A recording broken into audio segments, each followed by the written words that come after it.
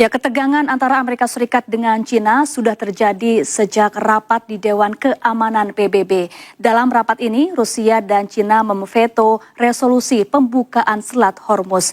China beralasan Selat Hormuz berada di bawah otoritas Iran.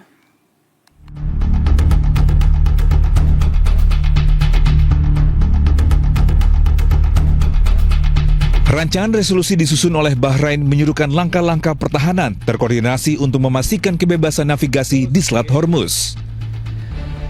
Hasilnya 11 negara mendukung, Kolombia dan Pakistan abstain, sementara Rusia dan China menggunakan hak veto mereka sebagai anggota tetap Dewan untuk memblokir resolusi tersebut.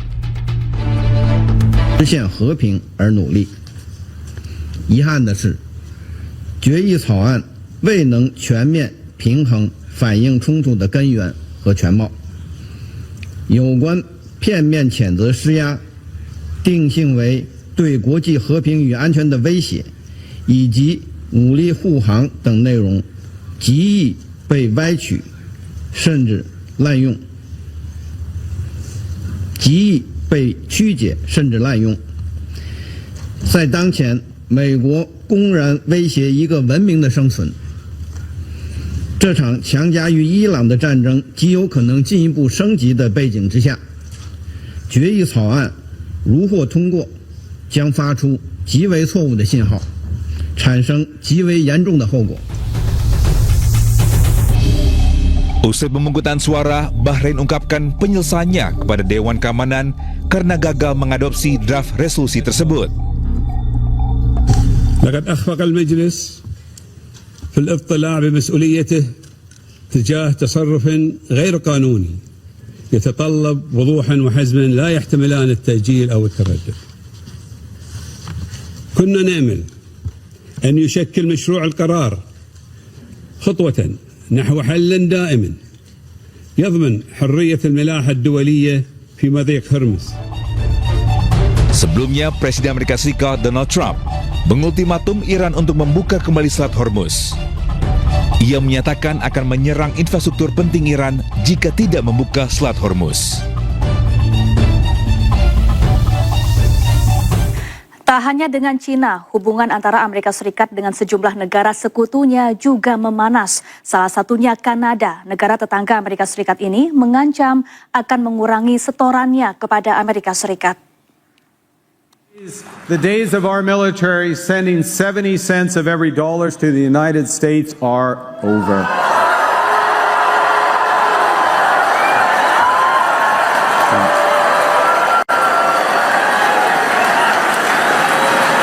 We are going to build Canada strong with Canada Steel, Canadian aluminum, Canadian lumber, Canadian workers.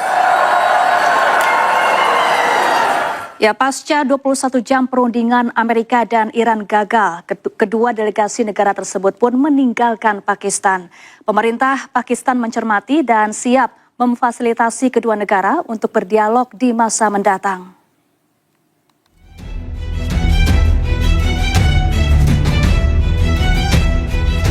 Pasca perundingan antara Amerika dan Iran gagal, delegasi Amerika, Wakil Presiden Amerika Serikat J.D. Vance meninggalkan Pakistan pada Minggu pagi waktu setempat.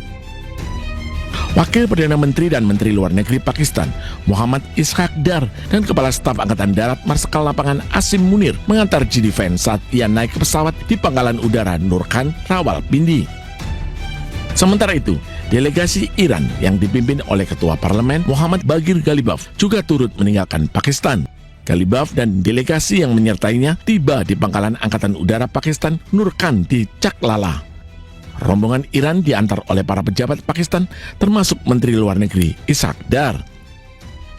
Setelah 21 jam pertemuan untuk merundingkan perdamaian, nyatanya Iran dan Amerika gagal menghasilkan kesepakatan yang tengah ditengahi Pakistan. On behalf of Pakistan, I would like to express gratitude to the two sides for appreciating Pakistan's efforts to help achieve the ceasefire and its mediatory role. We hope that the two sides continue with the positive spirit to achieve durable peace and prosperity for the entire region and beyond. It is imperative that the parties continue to uphold their commitment to ceasefire, Pakistan has been and will continue to play its role to facilitate engagement and dialogue between the Islamic Republic of Iran and the United States of America in the days to come. Keduanya memiliki pandangan berbeda mengenai 2 hingga 3 isu penting. Berdasarkan kesepakatan tersebut, terdapat tawaran Iran. Salah satunya adalah pada prinsipnya setuju untuk membuka kembali Selat Hormuz. Sementara Amerika Serikat dan Israel menghentikan serangan terhadap wilayah Iran. Namun, Perdana Menteri Israel Benjamin Netanyahu menyatakan bahwa gencatan senjata sementara antara Amerika Serikat dan Iran tidak termasuk Lebanon. Ya pemirsa, perundingan damai antara Amerika Serikat dan Iran gagal menghasilkan kesepakatan untuk mengakhiri perang. Menurut Amerika, salah satu poin yang tidak mencapai kesepakatan adalah permintaan Amerika yang meminta Iran untuk menghentikan produksi senjata nuklir.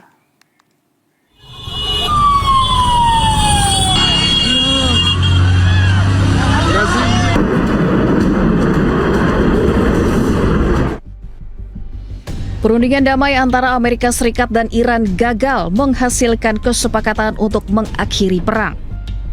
Pihak Amerika mengatakan kegagalan dikarenakan Iran tak mau menerima syarat-syarat yang ditawarkan Amerika.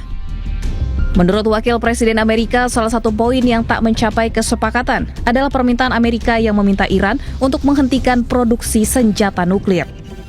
We have been at it now for 21 hours and we've had a number of substantive discussions with the Iranians. That's the good news. The bad news is that we have not reached an agreement, and I think that's bad news for Iran much more than it's bad news for the United States of America. So we go back to the United States having not come to an agreement. We've made very clear what our red lines are, what things we're willing to accommodate them on, and what things we're not willing to accommodate them on.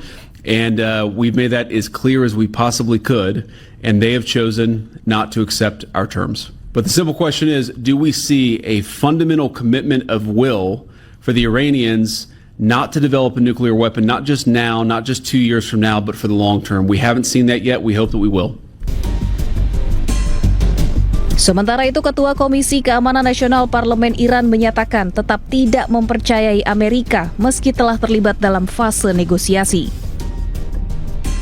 Iran juga menegaskan masalah Selat Hormuz bukanlah hal yang masuk dalam poin negosiasi dengan Amerika. توصیه اون اینه که آمریکایی ها اگر میخوان بیشتر از این آبروشون نره اینقدر خلاصه خودشون رو به ریسمان کثیف و ضعیف رژیم صهیونیستی گره نزنن. خوب است آبروی آمریکا رو بیشتر از این نبرن. سطح گذاری در کشور تو حوزه های کلان و راهبردی خب قطعا با نظر رهبر انقلاب اسلامی است. موضوع تنگه هرمز موضوعی نیست که ما با مذاکره بازش کنیم، با مذاکره ببندیمش و این رو بخوایم بگیم امروز مذاکره.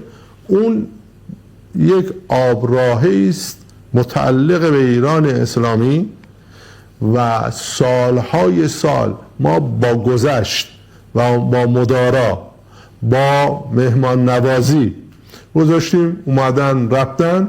الان میخوام از این حق مسلم ملی استفاده کنیم. Perundingan yang dimediasi Pakistan antara delegasi Iran dan Amerika digelar di Islamabad pada hari Sabtu. Pembicaraan ini dilakukan setelah gencatan senjata bersyarat selama 2 minggu. Sementara itu, militer Israel terus melanjutkan operasi melawan Hizbullah dengan menyerang 120 target di Libanon dalam 24 jam terakhir. Akibat serangan, sejumlah bangunan dan fasilitas umum rusak.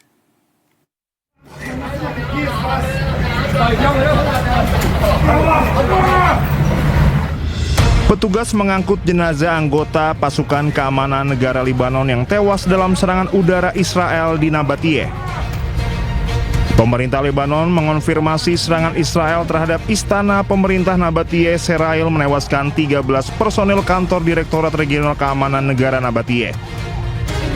Serangan Israel di Nabatiyeh menyebabkan sejumlah bangunan dan fasilitas umum rusak. Jumlah korban tewas akibat konflik yang berlangsung sejak 2 Maret hingga 11 April telah meningkat menjadi 953 orang. Militer Israel terus melanjutkan operasi melawan Hizbullah dengan menyerang 120 target di Lebanon dalam 24 jam terakhir. Eskalasi ini terjadi menjelang pertemuan delegasi tingkat tinggi Amerika Serikat dan Iran untuk menggelar negosiasi perdamaian di Islamabad, Pakistan pada 11 April. Serangan roket kembali mengguncang wilayah Israel Utara. Kali ini sebuah area parkir di Saf menjadi sasaran Hizbullah, menyebabkan kerusakan parah pada kendaraan.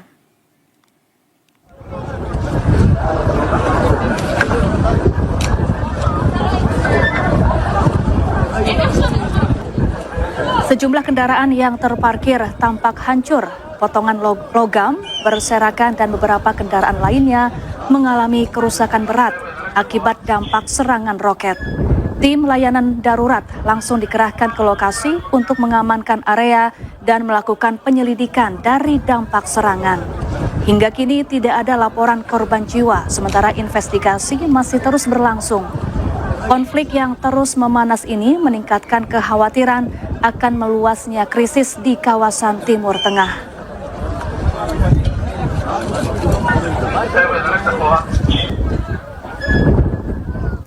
Pemirsa, pejuang Hizbullah juga merudal pangkalan Zionis di Stella Maris, Israel.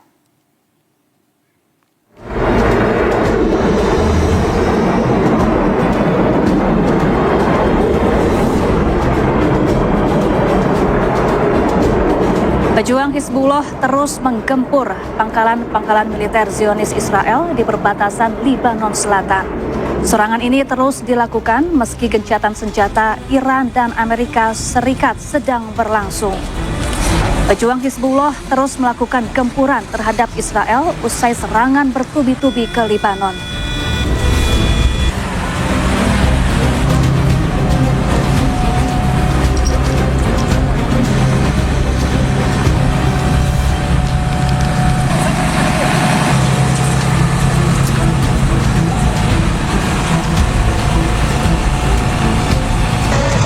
أمير المؤمنين نرفع ونذكر حروب الظاهرة